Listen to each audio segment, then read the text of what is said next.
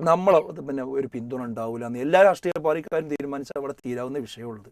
ഇതല്ല എന്ത് ചെയ്യലും എന്താണ് അതൊക്കെ പരിരക്ഷിക്കാൻ ഞങ്ങൾ ആൾക്കാരുണ്ട് എന്ന് തോന്നൽ മാത്രമല്ല, അത് അനുഭവത്തിൽ കൂടി എന്ത് ചെയ്യണം ഇവിടെ കേരളം കണ്ടുകൊണ്ടിരിക്കുന്നതാണ് നമ്മൾ മനസ്സിലാക്കുന്നത്. അപ്പോൾ ഇതാണ് ഈ വിഷയത്തിൽ. അതുപോലെ തന്നെ മാധ്യമങ്ങൾ ഈ വിഷയം വരുമ്പോൾ നന്നായിട്ട് ചർച്ച ചെയ്യും. അതിൽ മാധ്യമത്തിൻ്റെ ഒരു സൈഡ് എന്താ വെച്ചാൽ ഇത് കേരളത്തിൽ ഇങ്ങനത്തെ വിഷയം ഉണ്ട് എന്നുള്ളത് പുറത്തേക്ക് കൊണ്ടുവരുന്നു എന്നുള്ളത് നല്ല കാര്യം.